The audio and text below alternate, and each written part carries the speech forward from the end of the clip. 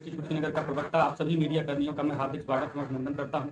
आज आप लोगों के समक्ष पडरौना विधानसभा से जो पार्टी 30 साल के एक युवा भाई जरूद्दीन जी को जिन्होंने विश्वास दिलाया है, उन्हें टिकट दिया गया इस विश्वास के साथ कि एक यूथ कांग्रेस का व्यक्ति इस जिले में जो सबसे बड़ी सीट इस समय मानी जा रही है उस पर उन्होंने विश्वास जताया है और उनको टिकट दिया है। उसके मद्देनजर आज हम लोग कैंपेनिंग कर रहे हैं यहाँ पर और उनके पक्ष में हम सभी पडरौना विधानसभा के सभी सम्मानित जनता से मैं यहाँ निवेदन भी करना चाहूंगा आप लोगों के माध्यम से कि उन्हें बड़े पैमाने पर वोट दे करके उन्हें विधानसभा में भेजने का कार्य करें। साथ ही साथ हमारे जो प्रदेश स्तरीय नेता हैं लगातार नई नई और बेहतर योजनाओं के साथ सबके समक्ष आने की कोशिश कर रहे हैं। जो कांग्रेस पार्टी पिछले 32 सालों से शासन में नहीं है, वो बेहतर तरीके से जनता के बीच आना चाहती है और अपनी उपस्थिति दर्ज कराना चाहती है। जो महंगाई का स्तर बढ़ा हुआ है, जो भाजपा ने शासन में आने के बाद जितनी भी दोष उपलब्ध कराए हैं उसको हम दूर करने की कोशिश करेंगे यदि हमें सत्ता प्राप्त होता है। और माननीय प्रियंका गांधी जी के नेतृत्व में यदि हमारी सरकार बनती है तो हम लोग जो सबसे बड़ी समस्या है इस समय रोजगार की, उस पर भी हम लोग काम कर रहे हैं। प्रियंका गांधी जी ने जैसा कि वादा किया है कि प्राथमिक विद्यालयों में 1.5 लाख से अधिक पद जो रिक्त हैं उन्हें भरे जाएंगे और जो बेसिक शिक्षा के क्षेत्र में 1 लाख प्रधानाध्यापकों की जो कमी है उसको पूरा किया जाएगा। इसके अलावा लगभग 38,000 माध्यमिक शिक्षकों के पद रिक्त हैं जिसे सरकार भरना नहीं चाहती है।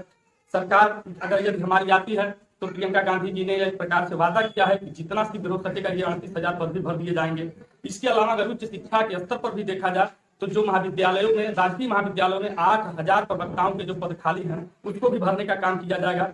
इसके अलावा जो रोजगार प्राइवेट सेक्टर से पूरा हो सकता है या नए योजनाओं के तहत जो एंटरप्रेन्योरशिप है उसके तहत स्टार्टअप के थ्रू भी नए रोजगारों का सृजन किया जाएगा, जिसमें यह लक्ष्य रखा गया कि यदि सरकार बनेगी तो लगभग हम लोग 5,000 करोड़ रुपए इस पर खर्च करेंगे और 30 साल से कम उम्र के जितने भी उद्यमी हैं उन्हें आगे ले आया जाएगा। यदि उद्यमिता प्रदेश में बढ़ेगी तो रोजगार की समस्या अपने आप ही समाप्त हो जाएगी, यह किसी के कहने की आवश्यकता नहीं पड़ेगी। इसके अलावा आंगनबाड़ी कार्यकर्तियों का जो रिक्त पद है 19,300 उसको भी शीघ्र से शीघ्र भरने का कार्य किया जाएगा। इसके अलावा 27,100 पद जो आंगनबाड़ी में सहायिकाओं का भी है उसे भी भरा जाएगा। इसके अलावा जो सबसे बड़ा काम हमारी पार्टी, जिसे मैं कह सकता हूं कि क्रांतिकारी कदम उठाने जा रही है, जो सबसे बड़ी समस्या है आज के समय में हमारे युवाओं के लिए कि बार बार वो भर्ती के लिए आवेदन करते हैं, बार बार एक शहर से दूसरे शहर की यात्रा करते हैं, तमाम खर्चे होते हैं। तो हमारी पार्टी ने निर्णय लिया है कि यदि सरकार आती है हमारी तो सबसे पहले तो हम चाहेंगे कि सभी परीक्षाएं मुक्त हों। इसके साथ ही साथ जो भी यात्राएं अदर शहरों की हमारे प्रतियोगी भाई करेंगे उनके लिए फ्री रेलवे में या सरकारी बसों में पास दिया जाएगा, जिससे उनका 1 रुपया भी खर्चा न हो। इसके अलावा भी मैं पार्टी की अन्य बातों को रखना चाहूंगा कि सरकारी अस्पतालों में जो स्वास्थ्य व्यवस्था बिल्कुल गड़बड़ हुई है और इसके चलते जो प्राइवेट अस्पताल है लोगों को लूटने का काम कर रहे हैं। जैसा कि आपको विदित है कि कोरोना काल में इन लोगों ने कितना लूट मचाया था, केवल इस नाम पर कि सरकारी अस्पतालों में डॉक्टरों की नियुक्ति नहीं है। तो माननीय प्रियंका गांधी जी ने ये भी कहा है कि जो 6,000 से अधिक पद रिक्त हैं डॉक्टरों के उसको शीघ्र से शीघ्र भरा जाएगा। इसके अलावा 600 प्राथमिक स्वास्थ्य केंद्रों और 800 सामुदायिक स्वास्थ्य केंद्रों की स्थापना की जाएगी, जिससे उत्तर प्रदेश के लोगों को उचित स्वास्थ्य मुहैया कराया जा सके। साथ ही साथ इसके अलावा बाल रोग विशेषज्ञ, प्रसूति विशेषज्ञ और सर्जनों के जो 2,000 पद रिक्त हैं सरकारी अस्पतालों, मेडिकल कॉलेज आदि में, इसको भी शीघ्र से शीघ्र भर करके स्वास्थ्य लाभ उन्हें मुहैया कराया जाएगा। शिक्षा व्यवस्था में भी सुधार लाने की पूरी कोशिश है हमारी सरकार की। यदि हम सरकार में आते हैं तो सबसे पहले राज्य के अंतर्गत आने वाले सभी विश्वविद्यालयों में प्रयोगशालाएं उच्च स्तर की रखी जाएंगी, पुस्तकालय रखे जाएंगे। कहने के लिए तो सही मायनों में हर जगह पुस्तकालय बनाए गए हैं, लेकिन अगर पुस्तक आप ढूंढेंगे तो ठीक से मिलेगा नहीं। छात्रावास की व्यवस्था की जाएगी, बच्चों के उचित व्यवहार के लिए, उनके उचित स्वास्थ्य के विकास के लिए खेल के माध्यम और खेल की भी व्यवस्था की जाएगी। टोटल मिलाकर के 20 लाख नौकरियों का भी इसमें जो है लक्ष्य रखा गया है। इसके अलावा राज्य स्तर पर उत्तर प्रदेश में प्रति वर्ष अंडर 19 क्रिकेट टूर्नामेंट का आयोजन करने का भी हम लोगों ने लक्ष्य रखा है, ताकि उत्तर प्रदेश से अधिक प्रतिभाएं सामने आए और विश्व स्तर पर अपने खेल का प्रदर्शन करें क्रिकेट के क्षेत्र में। इसमें जो भी खिलाड़ी चुने जाएंगे कोशिश की जाएगी कि जो IPL है या अन्य प्रमुख क्रिकेट के टूर्नामेंट है वहां भेजा जाए, ताकि हमारे युवाओं का भविष्य उज्जवल हो, उत्तर प्रदेश का नाम भी अंतर्राष्ट्रीय पटल पर चमके। तो आपकी पार्टी ने मैनिफेस्टो में इतने सारे पदों को भरने की बात की है, तो क्या लग रहा है कि ये उत्तर प्रदेश में उस तरीके की इंफ्रास्ट्रक्चर है कि आप इतने ही कम समय में इतने पदों को भर दें? अभी जैसे हमने शुरुआत में कहा कि 20 लाख पद भरे जाएंगे और ये हमारी प्रतिज्ञा में, और कांग्रेस पार्टी जो प्रतिज्ञा करती है उसको पूरा करती है। और 20 लाख में आपको पता, आप कर सकते हैं, हमने पूरा उसका डेटा निकाला है। उसमें अधिकतर पद अभी खाली है और कुछ पद उसमें कम है, तो उसके लिए हम अलग से जॉब, उसके लिए नौकरी सृजित करेंगे। उसके लिए हमने पूरा विशेषज्ञों से राय ली है। और छोटी सी बात आपको हम बता दें कि 2019 के इलेक्शन में हम लोग एक योजना लेकर आए थे, न्याय योजना। तो वो राहुल गांधी का था कि जो जीएसटी में और जो नोटबंदी से आर्थिक हालात खराब हुए हैं तो हमारे लोअर मिडिल क्लास के, और उससे भी जो गरीबी रेखा के नीचे लोग रहते हैं, उसके लिए हम चाहते थे कि 6-6 हजार रुपये महीना दिया जाए उन लोगों को। और उसको उस समय लोगों ने नहीं समझा उस बात को, और आज की डेट में ये सरकार 1-1 हजार रुपया डाल रही है, और आप देख रहे हैं काफी लोग इंटरेस्टेड हो गए उसको लेबर कार्ड के नाम से 1-1 हजार रुपये लोग बनवा रहे हैं। जहां एक एक भर्ती परीक्षाओं में 3 साल से ज्यादा का समय लग जा रहा है, वहां 20 लाख पद 5 सालों में भरने हैं। देखिए, हमने इसके लिए एक स्पेशल वो बनाया है, एक हमने जो बनाया है, भर्ती विधान युवा घोषणा पत्र। इसका नाम ही है कि भर्ती विधान युवा घोषणा पत्र। और उसमें हमने भर्ती विधान विशेष तौर पे उसका पूरा आप देखेंगे, अभी यहाँ पे अवेलेबल नहीं है, हम आपका पूरा अगली बार हम किसी दूसरी कॉन्फ्रेंस में हम आपको उसका पूरा देंगे, उसका पूरा ब्यौरा देंगे कि किस सिस्टम से हम उसको भरेंगे। और हमने उसके लिए जो भर्तियां फंस रही हैं उसके लिए एक स्पेशल से एक अलग से एक कानून बनाएंगे, हम उसको सिस्टम में लाएंगे। और भर्तियों में 6 महीने से ज्यादा की देरी नहीं होगी। अगर कोई भर्ती में पर्चा लीक होता है या किसी भी तरह की ऐसी चीजें होती हैं, उसके लिए उनके ऊपर कार्रवाई की जाएगी जो जिम्मेदार संस्थाएं हैं। थोड़ा हम पडरौना विधानसभा की बात करते हैं, तो यहाँ की स्थिति में जो यहाँ की कांग्रेस की अभी स्थिति नजर आ रही है, ऐसे में चुनाव को लेकर आप लोगों की क्या तैयारियां हैं?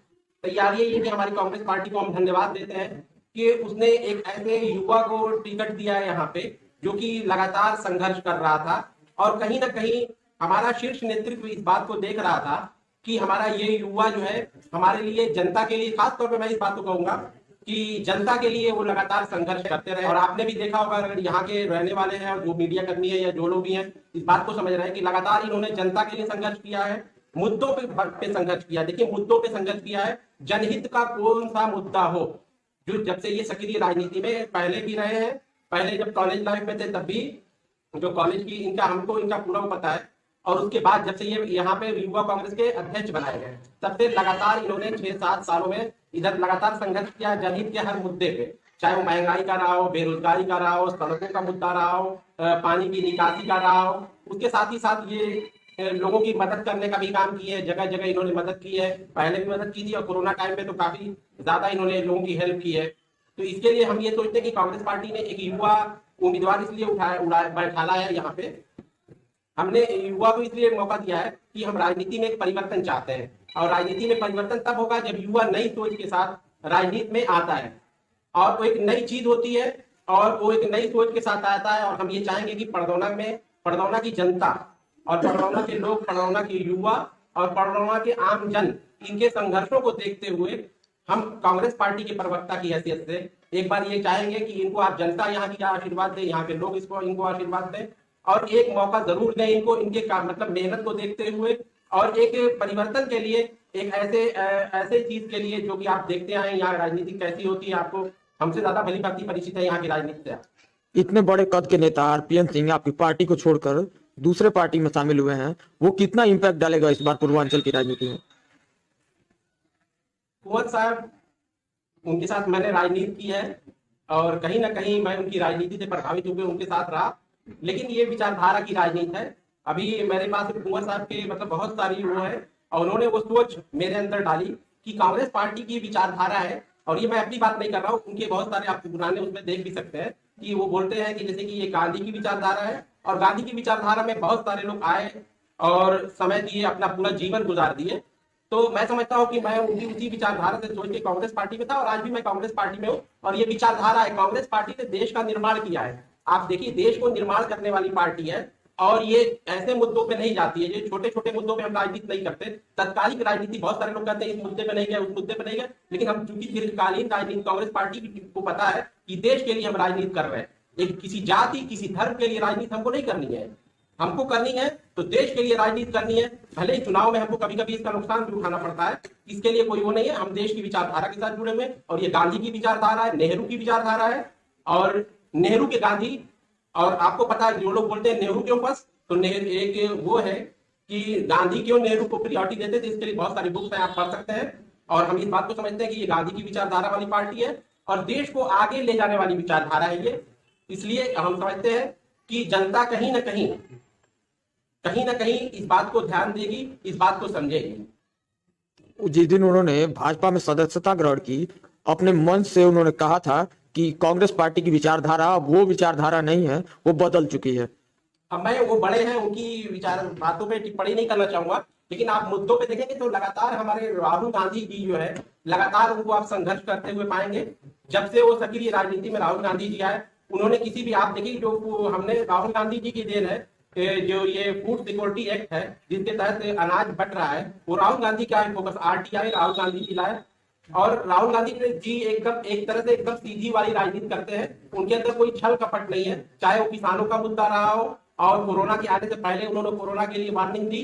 वो पहले नेता थे भारत में जितने समझदारी से उन्होंने आपको 13 मार्च, हमको लगता है 12 या 13 मार्च को उन्होंने बता दिया था कि पैंडेमिक आ रहा है। आप लोग कोई भी है उनका ट्विटर चेक कर सकते हैं या कहीं मिल सकता है आपको। फरवरी में कहा था। तो राहुल जी ने पहले बता दिया कि पैंडेमिक आ रहा है। लोगों ने मजाक उड़ाया कि गांधी फैमिली जो है क्रिएट करती है, ये एक वो चीज क्रिएट करती है जो उस वक्त, तो ये ऐसी चीज नहीं है। राहुल जी एकदम किसी भी मैटर पे हम खड़े रहते हैं, हर शोषित के साथ, हर वंचित के साथ, हर पीड़ित के साथ कांग्रेस पार्टी खड़ी है, चाहे वो उत्तर प्रदेश के परिप्रेक्ष्य में हो या किसी भी जगह हो। क्या लग रहा है उत्तर प्रदेश का चुनाव, इस बार चुनाव में वो कौन से मुद्दे हैं जिनके ऊपर इस बार का चुनाव लड़ा जा रहा है?